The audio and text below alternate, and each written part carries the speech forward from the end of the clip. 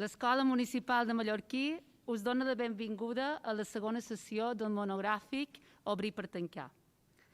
Un cicle sobre memòria històrica no té com a objectiu contar, sinó ser escoltat.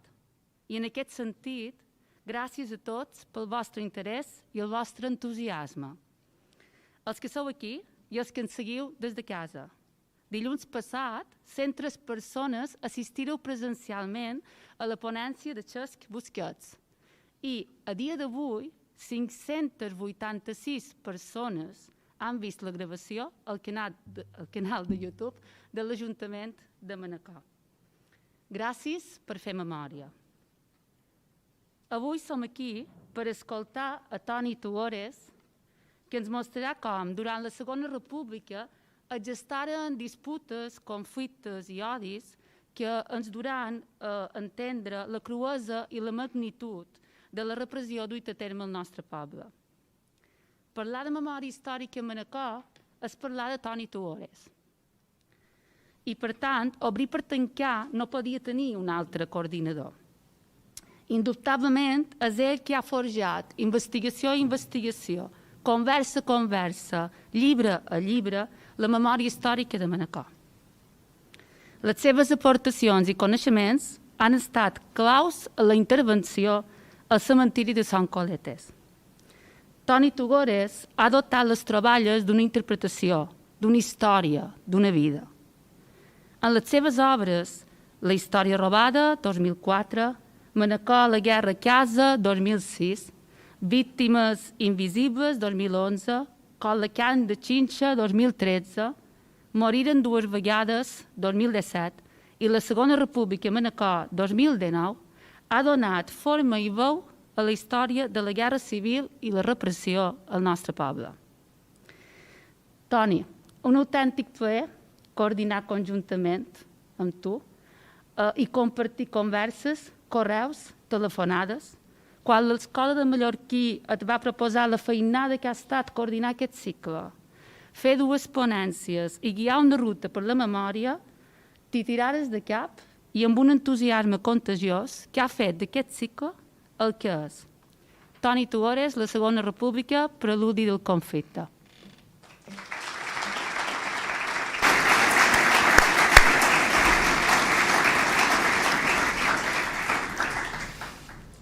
Bones tardes a tots. El nombre de víctimes manacorines degut a la repressió duplica d'un bon tros les baixes que va causar la guerra al camp de batalla.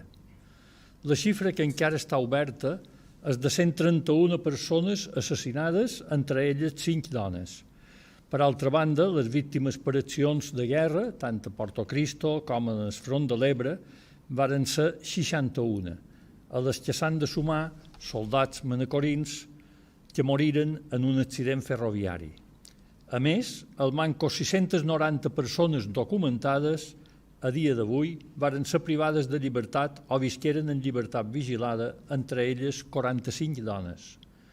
I això sense tenir en compte un nombre indeterminat d'homes i dones que patiren desterrament o que sortiren voluntàriament cap a l'exili. Aquestes dades poden admetre petites variacions, petites precisions, però no és possible negar-les o relativitzar-les, ja que estan contrastades. Intentarem esbrinar si dels 5 anys de la Segona República es poden deduir uns símptomes que facin preveure una tragèdia tan gran com la que se va viure. Per tenir més elements de judici, girarem la vista una mica més enrere per saber si va ser una erupció espontània o si hi havia un foc colgat que maldava per sortir a la superfície. Al segle XIX i el primer terç del segle XX, el carlisme tenia una influència essencial dins la política manacorina. La seva ideologia era ultraconservadora i absolutista, oposada a qualsevol canvi social i polític, comptant amb el suport de bona part del clergat. Els enfrontaments amb el liberalisme es feren visibles en l'aixecament carlí de 1835 amb uns fets que es conegueren com la Llorençada, una revolta promoguda pel carlisme més integrista que acabà amb el balanç d'un mort 3 penes de mort i 216 processats, entre els quals hi havia menors d'edat. Aquella revolta deixà un poble fragmentat amb moltes ganes de revenja. La realitat social de Manacor era la d'un poble amb un analfabetisme superior al 90%, que era consentit i fins i tot propiciat per la gent que des d'una fe dogmàtica s'oposava a la ciència, la cultura i el món racional. El 1873 es va fer efectiu el primer consistori republicà de la història de Manacor, presidit per Llorenç Guelmés, que només durà 9 mesos. Des del primer dia es va trobar amb una oposició política i també popular dirigida des de les associacions catòliques. Tot el tramat econòmic i polític descansava en el poder dels cacics locals, ja fos a través de petits préstecs, feina o amenaces d'atur. La corrupció, el caciquisme i l'analfabetisme continuaren vigents al llarg del primer terç del segle XX. A la nova classe dominant, d'antics amos de possessió convertits ara en nous propietaris, no els importava la cultura i preferien gent submisa i sense esperit crític, en contraposició al món industrial i comercial que començava a expandir-se, creava un model econòmic més dinàmic capaç de crear riquesa i llocs de feina. Aquella situació on es mesclava la pobresa generalitzada, el caciquisme i la corrupció va afeblir la dictadura de Primo de Rivera i també de la Corona, fins al punt que el rei Alfons XIII, per salvar el règim, convocà unes eleccions municipals per al 12 d'abril de 1931 que es convertiren en un plebiscit sobre la monarquia. La victòria de les forces republicanes va provocar l'exili del rei i la proclamació de la república 2 dies després. A Manacor, on s'imposaren els monàrquics, els més votats varen ser els liberals de Joan Marc, que cediren el poder municipal a la conjunció republicana socialista, entenent que era l'hora de la república. Hem fet aquest preàmbul perquè creiem que és imprescindible per entendre el context on va néixer i créixer la República Manacor amb el rerefons, no ho oblidem, d'una crisi econòmica mundial després del crac del 29. Els republicans es trobaren intransigència i bel·ligerància des del primer dia. De fet, només 6 dies després de proclamar-se la República, el 20 d'abril, Antoni Amer, batlle provisional, es va veure obligat a emetre un primer ban davant l'alarmisme que provocaven les falses notícies. Les eleccions a Manacor varen ser denunciades per frau electoral i es varen haver de repetir el 31 de maig. Un dia abans, el batlle repartia un full on intentava contrarrestar una campanya contra la seva persona realitzada durant les poques setmanes que duia la batllia. Les eleccions confirmaren en el poder els republicans federals, el partit d'Antoni Amer, amb uns resultats contundents.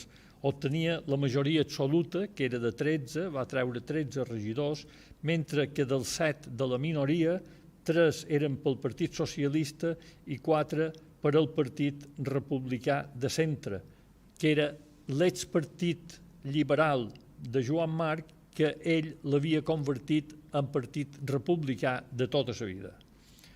La proposta del republicanisme, a més de pal·liar l'atur, era la d'afavorir l'educació com a instrument imprescindible per superar l'analfabetisme i per modernitzar el país. El grau d'alfabetització entre la gent del camp era inferior al del món industrial, el qual generava estabilitat i creava una classe mitjana. No oblidem la incorporació de la dona a la indústria de les perles i també més accés als béns de consum. Poques setmanes després d'assolir la majoria, el batlle Antoni Amer va aconseguir 40.000 pessetes de Madrid que permetrien acabar l'escola graduada i de seguida començaren les obres. Però la tasca en favor de l'educació no es limitaria en aquesta escola de 4 seccions, que era la més emblemàtica. Al llarg del mandat dels republicans federals s'obriren les escoles de Son Macià, Porto Cristo, Son Negre, Sa Mortera, Puig de l'Anar, s'Espinagà i diverses escoles per a nins i nines dins el casc urbà de Manacor. Algunes es trobaven inacabades, altres varen ser de nova creació, com la de la Torre, acabada el 1936, que no pogué ser estrenada com a escola. El 15 d'agost de 1931 va aparèixer per primera vegada el setmanari Voz i Voto, un equip de gent intel·lectualment preparada, els advocats Guillem Puerto Noguera, Gabriel Fuster, el seu germà Josep Fuster, el comerciant Bartomeu Lliteres i el dibuixant Sebastià Rubí, entre d'altres, iniciaren una aventura periodística que d'entrada va generar problemes interns. El fet que en el primer número es dedicés la portada en fotografia al Batlle Republicà ja va provocar divisió entre membres de la redacció. Un dels fundadors, Joan Bonnin, que pertanyia a l'ala més dretana i clerical, abandonà el projecte i posà en marxa mesos després la revista Joventut de la Congregació Mariana de signe ultracatòlic. El rector Rubí, el segon número de Voz i Voto, en paraules tranquil·les, deixava clar com entenia ell les relacions amb les autoritats republicanes. Deia que ell no entrava en política i que desitjava tenir bones relacions amb el batlle, d'aquí destacava la seva moderació. Les seves paraules varen ser una autèntica gueltada als intolerants més papistes que el papa. La presència de Gil Robles a Manacor el 8 de desembre del 31, en un acte organitzat per la Joventut Mariana al Teatre Principal, va ser un cop d'efecte de la dreta, que començava a recuperar-se de la derrota del 31 de maig. Simultàniament es presentava el Cercle Conservador. El seu president, Miquel Bosch, es mostrava disposat a deslegitimar i a destruir el projecte republicà i democràtic. El míting de Gil Robles, l'aparició de Joventut i del Cercle Conservador eren la prova d'una reorganització de la dreta que havia perdut el poder municipal i que intuïa que podria estar molt d'anys a recuperar-lo, ja que el nou consistori, integrat per homes moderats, la majoria petits empresaris, començava a sintonitzar amb el poble. Estava a punt d'inaugurar-se l'escola graduada, visitaven Manacor ministres i fins i tot el president de la República, arribaven subvencions importants i gràcies a algunes decisions de caire populista el poble li mostrava una adhesió creixent. La dreta va entendre que calia canviar d'estratègia, reorganitzar-se, restar protagonisme al consistori i sembrar dubtes sobre l'honradesa dels republicans. I així començaren a circular notícies falses de tota casta. La retirada d'una creu de terme, seguint la llei de la República i la proposta del regidor republicà Miquel Gomila d'eliminar els xiprers del cementeri, provocà una reacció furiosa de l'oposició política i mediàtica que va durar mesos. Les diferències entre el republicanisme laic i les posicions més dretanes i clericals s'anaven aprofundint dia a dia. Qualsevol motiu era suficient per iniciar una nova polèmica. Alguns membres de Voz i Voto s'estaven distanciant de l'ideari republicà. Hi ha que dir que algunes propostes de la majoria no sempre eren oportunes, com quan el regidor Miquel Gomila demanava eliminar les creus dels 4 cantons del cementeri, quan la polèmica dels xiprers havia estat païda i fins i tot alguns detractors inicials acabaren celebrant haver substituït els xiprers per rosers. Que la gent més conservadora era contrària a la cultura es venia demostrant des de feia sigles. Quan es va inaugurar l'escola graduada el 14 d'abril de 1932, la revista local en feia una referència mínima. De fet, era a la pàgina 8. De fet, la inauguració de l'escola no va ser del gust de tothom. La nit abans pintaren de negre la làpida del carrer Fermín Galán, avui carrer Major, empastifaren les portes de la casa del batlle amb excrements i tiraren ous podrits contra l'escola graduada. Es passava de la confrontació dialèctica a l'agressió. Que la graduada era necessari ho prova el fet que va omplir les aules molt aviat amb alumnes de Manacor i de la rodalia pagesa, fins al punt que mesos després va començar a funcionar una cantina escolar que donava dinar als alumnes que hi acudien de fora vila. Tot i les dificultats i la manca de diners, el consistori insistia en combatre l'analfabetisme i en sol·licitar noves escoles al govern. Madrid comunicava a finals d'any que es podia aprovar una altra escola graduada de 6 seccions. Quan es va triar el trast de la Torre de les Puntes, Voz i Voto criticava el consistori perquè, segons el cronista, s'hauria d'enderrocar el monument nacional i, a més, la costa per pujar a l'escola podia ser perillosa pels alumnes. Aquest era el rigor de la crítica periodística. Tots els partits havien inclòs en el seu programa electoral el canvi en la tributació que estava basada en arbitres, un impost indirecte que afectava el bé de consum de primera necessitat.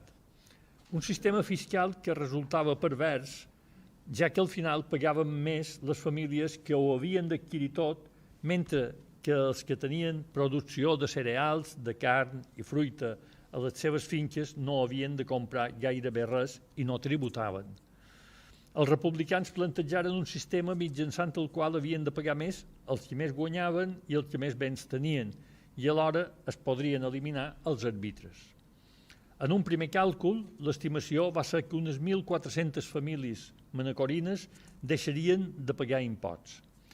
Però si desapareixien els arbitres, s'havia de cercar un sistema capaç d'equilibrar els pressupostos i en la nova recaptació alguns grans propietaris ja passaren de no pagar res a haver de tributar més de 1.000 pessetes anuals. La resposta a la nova fiscalitat per part d'un grup d'antics amos de possessió esdevinguts propietaris va ser interposar un recurs a la totalitat del repartiment amb la finalitat de paralitzar i ofegar l'economia municipal. Les hostilitats amb els republicans s'accentuaren el 5 de gener de 1932, quan davant d'una manca de treball insuportable, el batlle Antoni Amer acusava els grans propietaris de jugar en l'atur a conveniència. A l'hora d'elaborar el repartiment d'utilitats, els republicans varen computar a la baixa, per davall del que marcava la llei, els barems que afectaven els comerços i indústries perquè consideraven que estaven gravats ja en excés. De seguida, els propietaris agrícoles iniciaren un recurs contra la totalitat del nou sistema tributari que encara no s'havia aplicat i s'estava a l'espera de l'aprovació per part de l'administració central.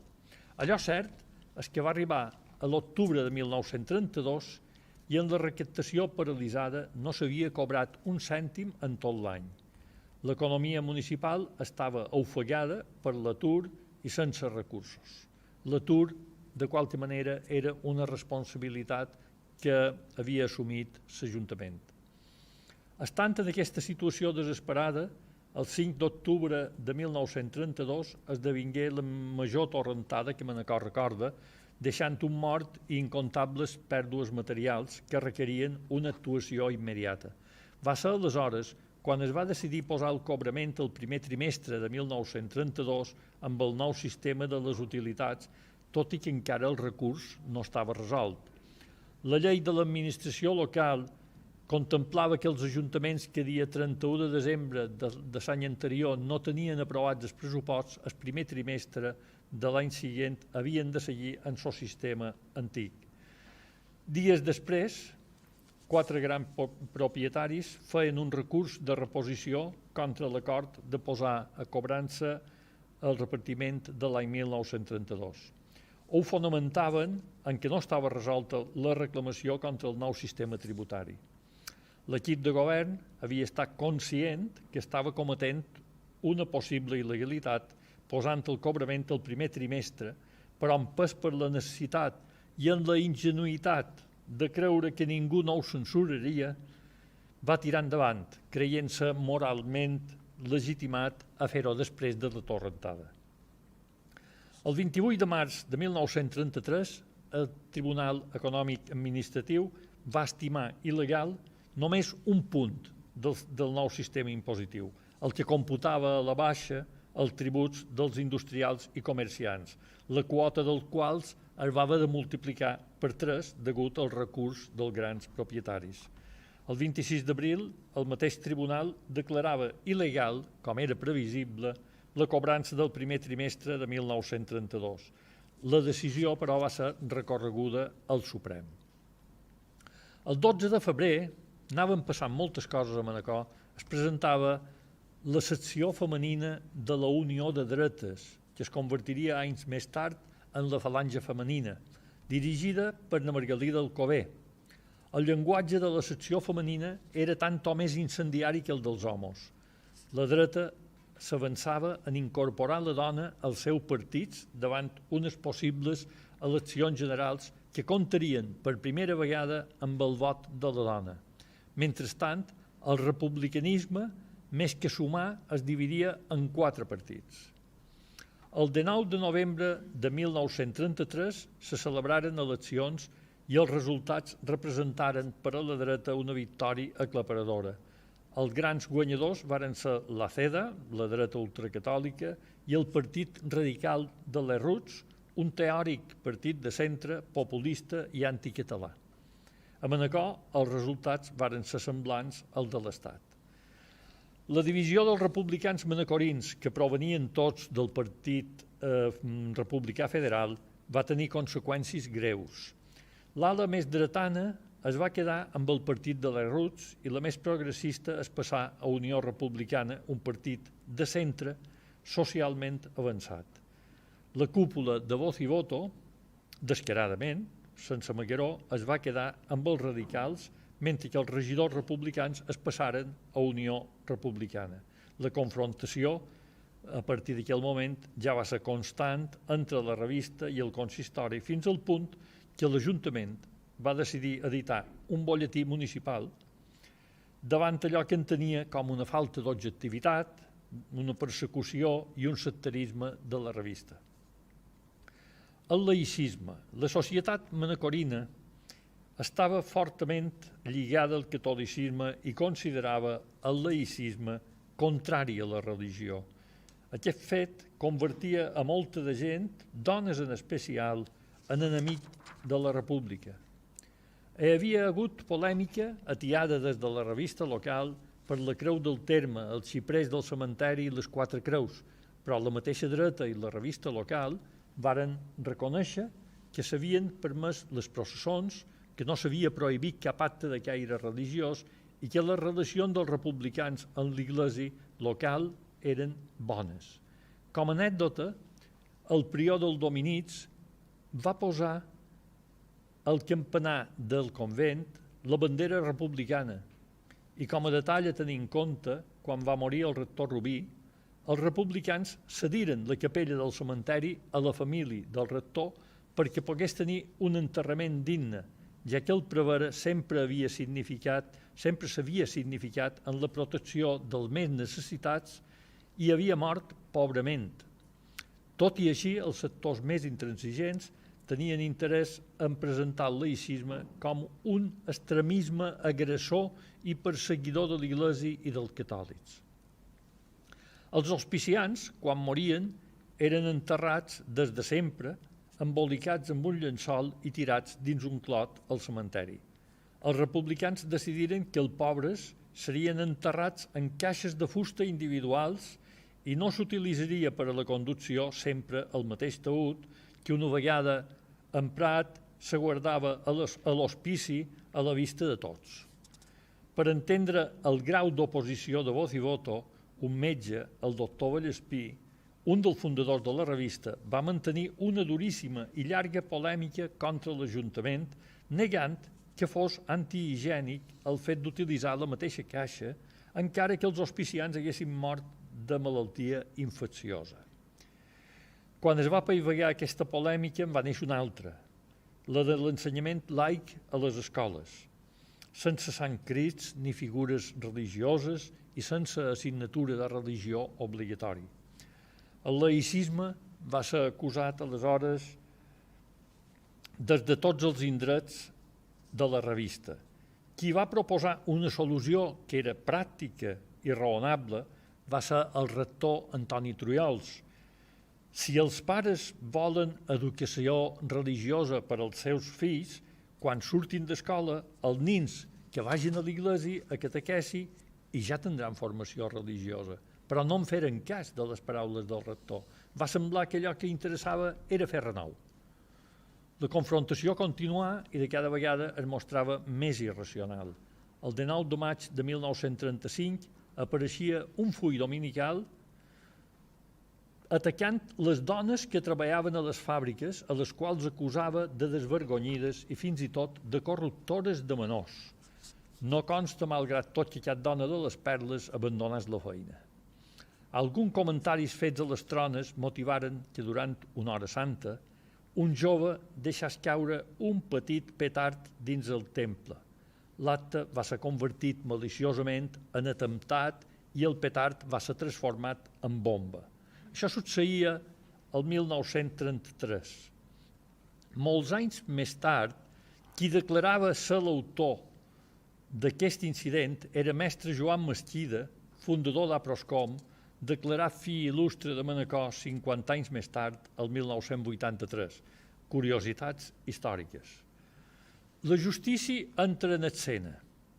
A l'espera de la sentència del Suprem, i per si l'Ajuntament es veia obligat a haver de tornar els dobbers cobrats indegudament pel primer trimestre de 1932, la majoria republicana va consignar 60.000 pessetes com a previsió als pressupostos de 1934.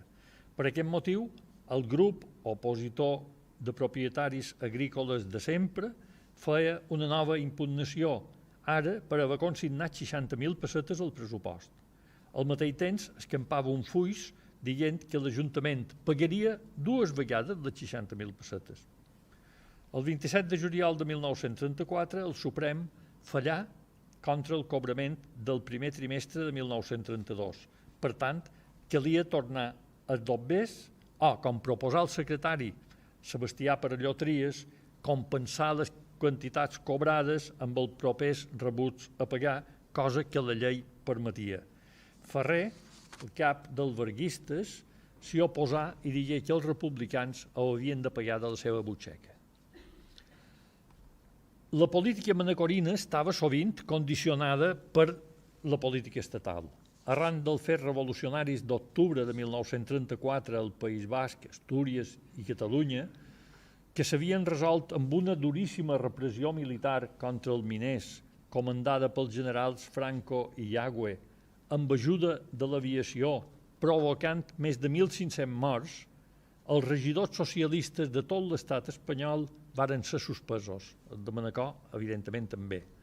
Una vegada va estar dominada la insurrecció popular, la secció femenina de dretes organitzà a la parròquia del Dolors un funeral per a les víctimes, però no totes, sinó les de l'exèrcit i agents de l'ordre, la Guàrdia Civil. Ni el batlle ni els regidors republicans hi assistiren, cosa que va ser molt criticat. A la sortida del funeral, a la plaça del Palau, hi hagué forts aplaudiments per a l'exèrcit i la Guàrdia Civil. Els verguistes demanaren que s'enviés un donatiu urgent per premiar les forces de la repressió. El republicà Andreu Estalric va proposar que més que un donatiu per als repressors era important demanar clemència per a tots els condenats i va sol·licitar una indemnització per als presos polítics que havien estat tancats a la presó de Manacor. Francesc Fernández, antic regidor republicà, es passà al Partit Radical. El transfugisme ja existia. Una de les seves primeres intervencions va ser per reclamar que Manacor declarat ciutadà d'honor Alejandro Lerroux. Els republicans rebutjaren la petició. Aleshores, Fernández i els 4 verguistes abandonaren la sala en senyal de protesta. La resposta a la negativa de la majoria municipal va ser rabiosa per part de la dreta manacorina i de voz i voto. Quan ja només hi eren presents els republicans, aprovaren demanar al govern de Madrid l'indult per a les persones condemnades a mort després del fet d'octubre. la politització de la judicatura o la judicialització de la política. Arran de la victòria de la dreta a les eleccions, Alejandro Lerroux va ser investit president del govern amb el suport de la CEDA. La conseqüència del canvi de l'administració republicana, que passà de reformista a conservadora, no va ser només l'entrada al govern de la dreta ultracatòlica i dels populistes, sinó que provocava també un canvi dins l'administració de justícia, sempre polititzada abans i ara, que arribava als jutjats de Manacor en Salvador Gil Blanco, un jutge que sintonitzava en la nova administració conservadora. Pocs dies després de la seva arribada, la sessió municipal de dia 1 de març de 1935, els republicans ja no hi eren presents i assistien tan sols el lerrouxista Francesc Fernández i els 4 verguistes que tornaven a la sala després de setmanes de sentir-se ofesos per la negativa a declarar Lerroux ciutadà o no. Ningú va fer referència al perquè de l'exència dels republicans. L'explicació era a voz i voto de l'endemà en una gazetilla mínima de 9 línies en un racó lluny de la portada. El batlle i 10 regidors havien estat suspesos pel nou jutge per haver cobrat indegudament el primer trimestre de 1932. Tot seguit hi havia una altra gazetilla que anunciava que el governador civil havia nomenat batlle el radical Francesc Fernández. Era curiós que el governador civil hagués designat batlle quan el Partit Radical tenia solament un regidor, però tenia una explicació. Tant el regidor com el governador civil com el president de govern eren tots del Partit Radical. 2 dies després es reunia altra volta el nou consistori sota la presidència del batlle interí. Hi eren presents 4 lerrouxistes, 4 membres de la CEDA i 4 verguistes. No havien estat elegits pel poble, sinó per decret del governador civil. Per unanimitat es va elegir batlle Francesc Fernández, mentre que els tinents de batlle eren dels altres 2 partits per equilibrar les forces. Aquell consistori no eliminà el repartiment d'utilitats, el sistema tributari que tant havia indignat la gent d'ordre. Tampoc el va eliminar el franquisme. Tot plegat fa pensar que no era tant la fiscalitat el que importava, sinó altres qüestions, com per exemple una idea patrimonialista del poder. Després d'eliminar la banda municipal de música, dirigida per Bartomeu Guià, continuaria la caça de bruixes en l'anul·lació del concurs de la professora de tall i confecció, el cessament del cap de la policia municipal i l'anul·lació del concurs ja acordat per a les places de director i subdirector de l'Escola de Música. A l'Ajuntament es destituïa tota aquella persona sospitosa de simpatitzar amb l'anterior consistori. La caça de bobotes arribà fins a la cantina escolar on es va acomiadar el seu responsable. Seria interessant, però no és l'objecte d'aquesta xerrada, veure què va passar després del juliol de 1936 en tota aquesta gent inhabilitada i en tota la que va ser acomiadada d'una forma tan arbitrària. Sorprenentment, ja no es tornaria a parlar de proclamar ciutadà o no Alejandro Lerroux, quan qui ho proposava abans ara era el batlle. És lògic pensar que tot plegat no era altra cosa, altra volta, més que renou i fum. Un mes després, el 4 d'abril, el jutge Salvador Gil Blanco afegia el delicte de malversació de fons públics al d'imposts il·legals i convidava el consistori a personar-se com a part contra els regidors republicans. CEDA i verguistes votaren a favor i nomenaren advocat Gabriel Fuster, que va acceptar, però renuncià mesos després. El nou regidor de Cultura, Francesc Oliver Mitjabota, quan va proposar eliminar la banda municipal, ho va justificar afirmant despectivament que era una mala xaranga. Dies després, els músics, lògicament ofesos, demanaven explicacions a l'Ajuntament, però no n'hi hagué. Des del primer moment es va percebre un esperit de revenja contra l'equip anterior, de manera especial per part d'aquests 2 partits, successors de la dreta més reaccionària.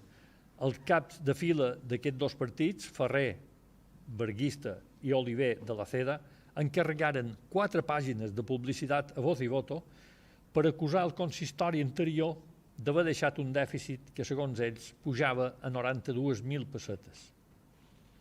L'ex batlle a mi volia contestar a través de les mateixes pàgines de voz i voto, però el setmanari li ho denegar. Per aquest motiu va haver de repartir pel domicili de Manacor un full que es deia Al pueblo de Manacor, on es defensava de les acusacions de mala administració. A mi, assegurava que els republicans no només havien deixat dèficit, sinó que de l'exercici de 1934 hi havia un superàvit de 9.960 pessetes. A mi, acusava la gestora de mala voluntat i d'afegir als balanços de 1934 els deutes i quantitats que pertanyien en els anys de la dictadura de 1926 i successius.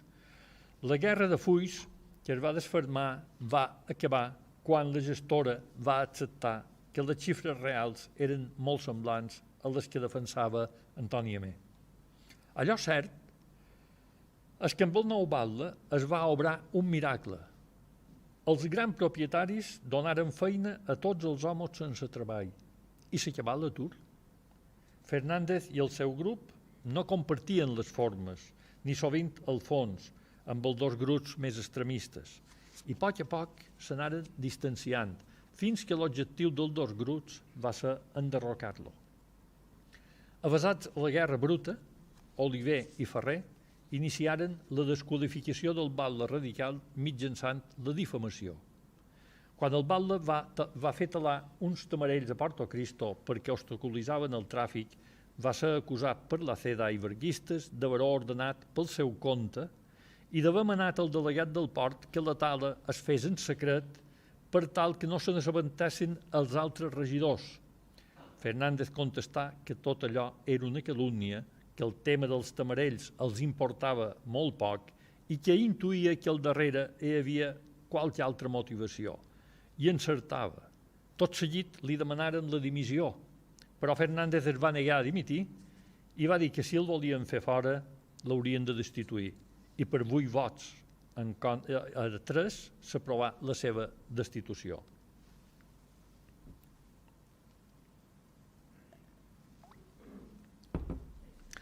El 4 de desembre hi havia una gran expectació a la sala perquè s'havia d'elegir el nou batlle. La sorpresa i l'escàndol va ser que no hi hagué quòrum, ja que l'únic regidor que es va presentar a la sala va ser el candidat a futur batlle, en Benet Rosselló Roma. S'hagué d'elegir batlle 2 dies més tard en la presència tan sols de 3 regidors. Una setmana després es presentà a la sala l'ex-batlle Fernández, que havia intuït l'estratègia difamatori dels seus adversaris i es va avançar a la martingala. A través d'un requeriment signat pel notari Josep Vidal, pare de l'escriptor Jaume Vidal i Alcover, demostrava que els regidors de la Ceda i el president del partit, Guillem Morell, havien anat a Porto Cristo a pressionar el delegat Miquel Nadal i l'operari Rafael Cervera per tal que firmassin un document acusant Fernández d'haver-los manat tallar el tamarells en secret, però que ells s'havien negat a firmar-ho. Ferrer i Oliver quedaren en evidència, però l'ex-batlle encara va treure més documents signats per l'interventor municipal que demostraven de forma irrebatible que havia estat objecte de difamació per part d'Oliver quan havia dit a la sortida del teatre principal que l'ex-batlle s'embutxacava els dobbers del lloguer del cilindre. Oliver no va tenir altra ocurrència que dir que la paraula de 5 regidors valia més que un document notarial. El capità Jaume, militar retirat arran de la llei Azaña, va ser el fundador de Falange a Manacor amb el suport d'alguns grans propietaris i joves entre els que hi havia algun menor. El llenguatge de Falange era nou i enganxà inicialment una dotzena de joves, fins i tot algun socialista, perquè l'ideari en la part social era atractiu i idealista, però preconitzava la dialèctica de les pistoles. El capità Jaume instruïa els afiliats en el maneig de les armes en un pis de Sabassa i podien practicar tir a la finca de Sant Martí a Vilafranca. El fet d'estar armats i saber-se encoratjats per la CEDA, que tenia el seu local a Sabassa, a l'actual mig i mig, els feia particularment perillosos quan en porres fetes a una finca de Savall s'enfrontaven els joves de la joventut republicana, que era també gent de Brega. Més crispació apareix al setmanari Nosotros. L'aparició el dia 13 d'abril de 1935 del setmanari Nosotros, declaradament d'esquerres, va canviar per complet el panorama periodístic i polític de Manacor. La seva història començà un mes abans, quan Miquel Duran, el futur director de Nosotros, publicà a l'altre setmanari, Voz i Voto, imagina que per distracció o desídia dels seus editors, un article d'extrema duresa contra la gestora, a la que acusava de dedicar-se a la caça de bruixes i d'acomiadar treballadors. L'article tractava els gestors de superbs, vengatius, dictatorials i d'abús de poder. No s'estava d'utilitzar els pitjors qualificatius.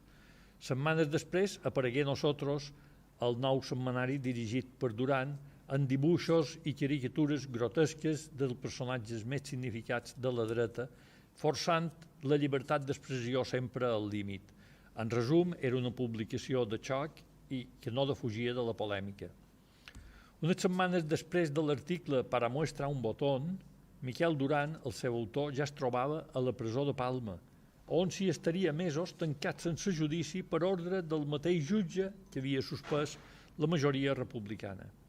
L'empresonament de Duran va esvalotar encara més els ànims de la revista, especialment quan s'acostaren les eleccions de dia 16 de febrer de 1936. El clima polític del país havia arribat a ser asfixiant i els casos de corrupció del partit de les Ruts, relacionat amb l'escàndol de ruletes manipulades als casinos, provocaren l'avançament de les eleccions generals. Nosotros va jugar molt fort a favor del Front Popular, denunciant aquell jutge polititzat i les malifetes de Falange. Des de la seva aparició seria un assot constant contra la dreta reaccionària, sovint sense servar les formes, fent campanya per al Front Popular obertament. En un clima enrarit i bipolaritzat se celebraren les eleccions de dia 16 de febrer de 1936. Dies abans, Voz i Voto denunciava els excessos que es cometien en campanya, alhora que advertia del perill que corria la societat amb el to que anaven prenent uns mítings plens d'odis, rancúnies i amenaces que podien acabar en un cataclisme. Nosotros continuava ridiculitzant en dibuixos de verats el clergat i a personatges de la dreta. L'elector en aquelles eleccions tan sols tenia dues opcions, o el Front Popular, que abastava des del Partit Comunista Republicà de Centre, o la coalició de dreta on hi anaven tots els partits de la dreta i extrema dreta espanyola. La campanya va ser molt convulsa fins al punt que alguns actes electorals hagueren de ser suspesos per l'autoritat. Malgrat tot, el dia 16 de febrer la diada electoral va ser pacífica. El resultat va ser semblant al de 1931. A Manacor va guanyar la dreta, com a Mallorca, amb una proporció de més d'un 60 a 40%. Però com havia passat l'any 1931, en el conjunt de l'Estat, la victòria seria pel Front Popular. L'esquerra tornava al poder per qüestió de dècimes. Una de les primeres conseqüències de la victòria va ser l'amnistia per a tots els presos que s'havien fet arran dels successos d'octubre del 34. Es produí, per tant, el retorn dels regidors socialistes a la sala i el seu cap de files, Mateu Soler, es va convertir en batlle, ja que la dreta, a excepció feta de Fernández, no compareixia per la sala i la majoria republicana estava encara suspesa pendent de judici. En la victòria del Front Popular i el canvi a la cúpula judicial s'accelerà la causa contra la majoria republicana acusada de tributació il·legal i de malversació de fons públics. El 23 de març se celebrà la vista a l'audiència. Després de la declaració d'alguns testimonis i la no compareixença dels denunciants, tots es varen donar per malalts, el fiscal retirà l'acusació i la causa va quedar sobreseguda. Voz i voto del 28 de març ho contava en lletra molt menuda. Nosotros, en canvi, hi dedicà un número especial. Una dada curiosa. De seguida que el socialista Soler va saber-la, els grans propietaris anaven a la casa del poble a oferir feina fins acabant l'atur. Un mes després, a mi va tornar a la batllia i automàticament s'acomiadaren els jornalers. Nosotros, aleshores, va acusar directament el pagès Orrits de tenir un pacte per donar feina a acomiadar segons qui fos el balde. Des del primer moment, després de les eleccions de maig del 31, es posava de manifest una manca de sintonia total entre republicans i socialistes manacorins, antics socis.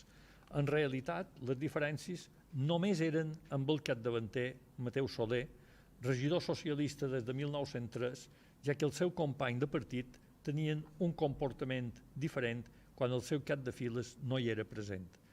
La seva oposició habitual a la majoria republicana i l'enteniment reiterat amb el partit de Joan Marc obria sempre interrogants i sospites. Els casos, per ventura, més flagrants va ser quan, 1932, quan el Balde va proposar que s'arreglés la carretera d'esport, que la Diputació estava disposada a aportar 50.000 pessetes, Soler va dir que aquest tema quedés sobre la taula. Un any després va proposar al Balde demanar un institut de segona ensenyança a Madrid i Soler va votar en contra perquè va dir que el temps per un institut a Manacor havia passat i que si els alumnes volien podien anar a Felanitx on ja hi havia institut. El 1934 a mi va proposar demanar a la Diputació l'asfaltatge de la carretera del Port. La millora, a més, havia de pal·liar molt l'atur. Soler va intentar paralitzar el projecte aquí i a Palma. A l'agost de 1934 s'aprovaren el pressupost de 1935. Vergistes i socialistes votaren plegats en 31 ocasions i només en 4 ho feren per separat. Curiosa coincidència entre grups d'ideologia en teoria tan allunyada. Quan el 26 d'abril de 1936 se celebraren un comicis per elegir el representant del Front Popular de la província que havien d'assistir a la investidura d'Azanya, a mi va ser elegit per Balears, però es produí un fet insòlit. A Manacor va ser el candidat menys votat del Front Popular. A les paperetes que varen entregar els socialistes als seus votants, el nom de mi anava ratllat. Després d'aquest fet, les relacions entre els dos partits es varen tensar encara més. El clima violent no es va aturar en la victòria del Front Popular, més aviat es va incrementar. Atemptats i desordres provocaren 350 morts a tot l'estat entre febrer i juliol de 1936.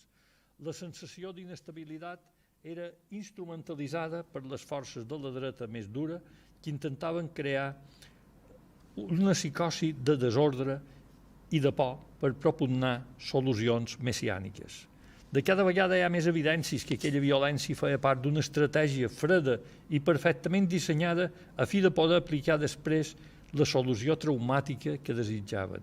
Només així s'entenen les contínues agressions i provocacions dels joves de Falange, sempre encoratjats per la CEDA. S'ha de dir que no ajudaven tampoc a la tranquil·litat del poble certes provocacions realitzades per gent d'esquerra. A la fi, els mesos de juny i juliol, a Manacor semblava haver-hi una certa calma i consens polític amb un tímid enteniment entre socialistes i republicans per tal de municipalitzar l'electricitat i realitzar un gran endeutament a llarg termini que dotàs la ciutat de serveis inajornables i pal·liàs l'atur. Voz i voto, portaveu de la dreta civilitzada, i nosaltres, de l'esquerra, estaven finalment d'acord. Però cap dels grans projectes es va poder dur a terme perquè pocs dies després arribava el 18 de juliol. La realitat és que aquesta data va trobar la gent d'esquerres fent dibuixos i caricatures i a la dreta ben armada i fent pràctiques de tir. I ara una reflexió final seria, al llarg d'aquest recorregut que hem fet per 5 anys de República a Manacor, es van detectant conflictes ideològics, d'interessos econòmics o simplement de poder que van infectant la convivència fins a un punt de no retorn. Penso que resta clar que la República és el preludi d'un conflicte calamitós. He destacat 12 punts, encara que no tots tindrien la mateixa incidència i que possiblement n'hi hagi més. Les ganes de revenja dels perdedors de la Llorençada, la supervivència del caciquisme i els poders fàctics de sempre, la ideologia tradicionalment ultradretana d'una majoria del poble, la reforma del sistema impositiu que són llevar els grans propietaris, l'atur utilitzat com a eina política que generava odis, la política republicana en favor de l'escolarització que no agradava a tothom, el laïcisme de la república en un món com el manacorí que era ultraconfessional, la divisió entre els partits republicans tampoc no ajudava gens, decisions errònies i poc oportunes dels republicans, la judicialització de la política, la irrupció de Falange i l'aparició del setmanari Nosotros. Aquestes serien algunes de les causes, n'hi ha moltes més, i jo crec que n'hi ha dues més, però ja serien en el començament després del 18 de juliol. Una seria el temor al quintacolumnisme. A tot l'esmentat hi hem d'afegir una causa que no pertany a la República, que es manifesta ja en temps de guerra, els primers dies de guerra, que era la por al quintacolumnisme generat per la proximitat del front de la guerra i la imminència d'una possible invasió de Manacor per part dels expedicionaris que havien arribat a Porto Cristo el 16 d'agost a les ordres del capità Bayo. Abona aquesta hipòtesi el fet que fins aleshores s'havia empresonat, però no s'havia assassinat ningú. Provocava pànic la possibilitat que els desembarcats poguessin enllaçar amb els republicans manacorins, però això ja seria part d'un altre estudi. Com la teoria estesa que a Manacor existia la columna Amé de 2.000 homes armats disposats a entrar en combat, un exèrcit fantasmagòric, però que va servir de coartada perfecta per incrementar la repressió de manera indiscriminada i arbitrària. A tot això s'hi podria afegir el caire de croada que es va donar a la guerra en un poble ultracatòlic. Però ja dic, això ja és matèria d'una ponència diferent. Moltes gràcies per la vostra atenció.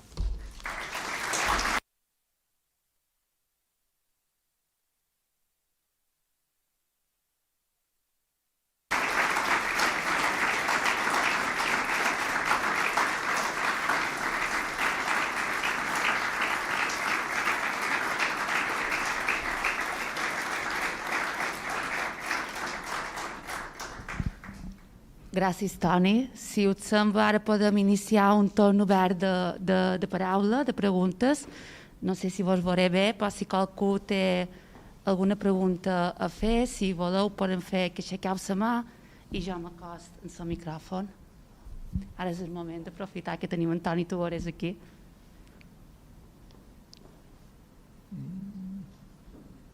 Sí. Bé, si voleu provar si se sent...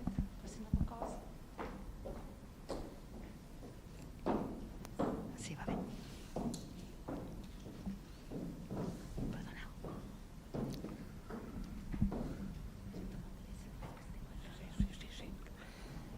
Gràcies, Toni, per aquesta ampla explicació de la situació que se va viure ara fa 80 anys, o antes, 90 diria ja, i tot el que tu has dit, no tot, part del que tu has dit, me recorda o me fa pensar en la situació actual i de futur. Hi ha moltes coses que tenen una semblança. Quina és la teva opinió damunt això? Jo estaria totalment d'acord amb tu. Vull dir, hi ha moltíssimes semblances, que és una cosa que assusta un poc. És veure com s'estan repetint els temes judicials, amb arguments molt semblants en els que s'utilitzen ara, aquestes boles que se llancen de manera gratuïta contra gent innocent, llavors se rectifica o no se rectifica. Hi ha un caramull de semblances. Jo voldria pensar que no tindrem el mateix final, que sigui un enfrontament físic entre germans. Jo crec que ja basta que sigui dialèctic com és, no? Però sí que estaria d'acord completament.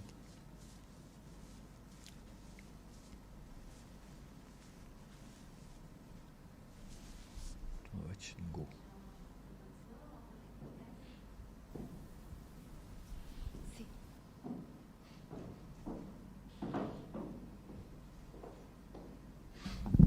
Què tal? Bé, gràcies, Toni, per la teva intervenció. No, el tema que te volia demanar jo era si podries precisar un poquet el que és l'Iglésia de Manacor, un poc quin paper va jugar aquests anys. Si poguessis donar un parell d'aclaracions o aprofundir un poquet. L'Iglésia de Manacor, en conjunt, estava en contra de la república, però llavors hi ha actituds individuals que no eren contraris, sinó que eren, diríem, no eren ni a favor ni en contra.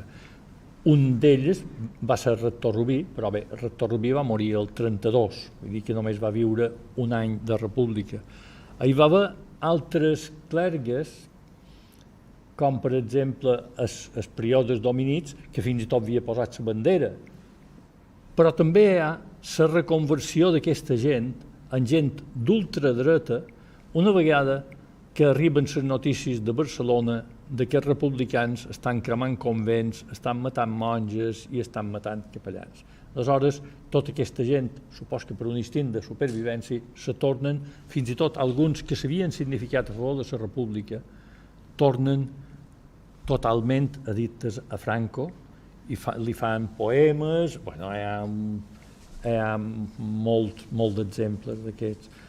Jo crec que en general hi va haver capellans que tingueren bastant de seny i no se varen significar excessivament, però d'altres, una vegada començat el conflicte, jo penso que haguessin pogut fer molt més del que feren. A vegades se té no sé, a vegades se diu que els capellans anaven a matar gent en el cementeri. Jo diria que això no és cert en absolut. Normalment solien anar a donar l'extremunció o a confessar que ho demanaven, i jo crec que això s'ha creat aquesta idea, però no tenc constància de que hi hagués cap capellà a Manacor que anés a fusellar gent. Sí que hi havia un capellà que, en contra de la seva voluntat, el camió que duia els presos de cap a Son Coletes s'aturava a casa seva i ell pujava en aquest camió. Aquest home l'enviaren a Manacor amb aquesta finalitat de confessar i donar l'extremunció. Era un capellà, si no record malament, de Buja. Aquest home va emmalaltir anys després perquè no va poder pair mai aquells desastres que va veure. Vull dir que hi ha un pot de tot. Jo penso que l'Iglésia hagués pogut fer molt més per salvar gent. Si aquí hi hagués hagut un rector amb autoritat que hagués anat a les autoritats civils i hagués dit ja està bé, hagués hagut aquest contrapès, jo crec que les coses haguessin estat diferents. No vol dir que no hi hagués hagut desastres, com hi va haver, però penso que no serien iguals. No sé si he contestat a la teva pregunta. Perquè s'hauria d'entrar, diríem, cas per cas, i a Manacor hi devia haver una trentena de capellans en aquell moment, entre dominics i capellans de l'Iglésia. A l'Iglésia gran n'hi havia una vintena, vull dir que cada un era un món. Per exemple, Don Ramon, que és un home que l'hem vist amb aquelles fotos duient el Sant Crist quan anaren en esport per celebrar la victòria i tal. Don Ramon, a mi me contaren que una vegada que hi havia uns falangistes que cercaven un pres que havia fuit per fora vila, els van enganar. Els va dir, ha pres per allà, i els va indicar un lloc completament diferent. Pot ser una anècdota i pot ser que sigui vera i pot ser que no sigui vera, però jo crec que hi havia gent que no estava gent d'acord en el que va estar passant durant la guerra. De totes maneres, avui ens ha ensenyat més a el que va ser la república, però si parlàssim de la guerra seria ja és un espai enorme. No seria objecte d'una xerrada com la d'avui. No sé si hi ha qualcú més que volia preguntar. Allà.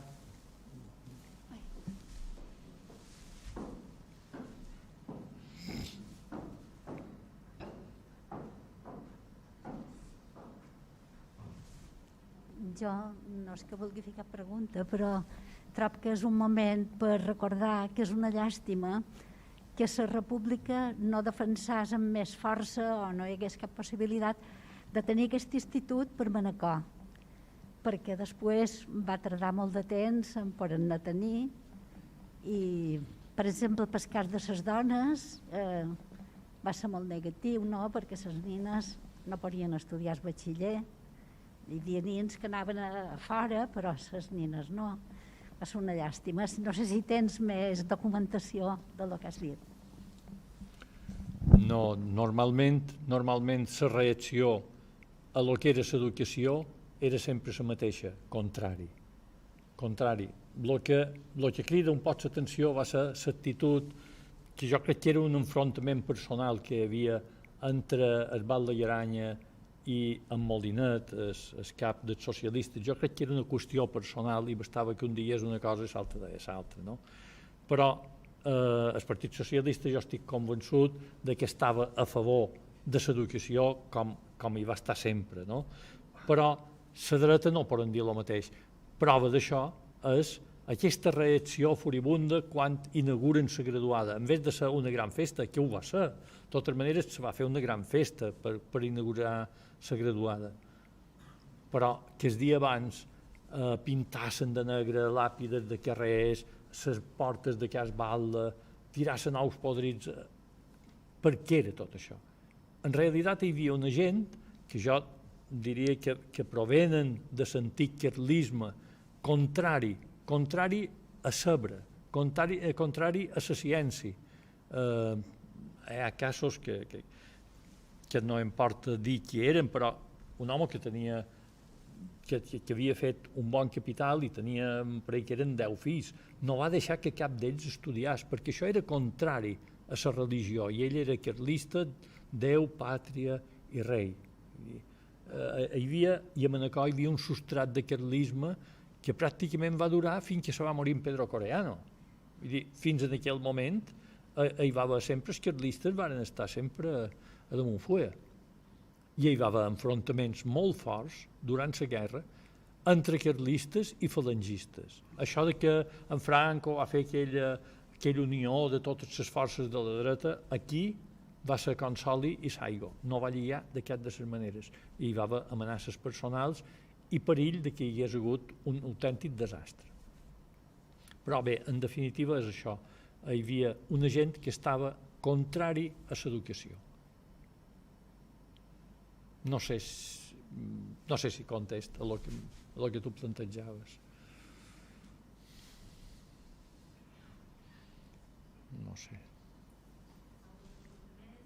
No veig ningú.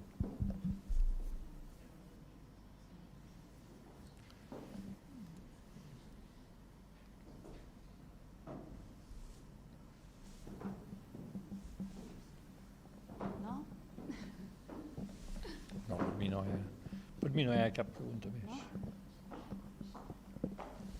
Bé, doncs, si us sembla, donem per acabada la sessió d'avui. Gràcies per acompanyar-nos avui vespre. Gràcies, Toni Tugores. Com sempre, un gust sentir-te. I mos veiem de nou dilluns que ve. La conferència del pare Massot, de Josep Massot i Montaner. Malauradament no pot venir físicament. Josep Massot a Sabadell de Montserrat, estan confinats per la situació actual, però han gravat la conferència expressament per dilluns que ve i us convidam a tots a venir i veure la missió amb nosaltres. I també assistirà Pedro de Chávez, que és el director del documental, la sèrie documental Memòria i oblit d'una guerra, i emetrem el capítol que fa referència al desembarcament, que és 20 dies de guerra. Gràcies a tots i fins dilluns. Gràcies. Gràcies.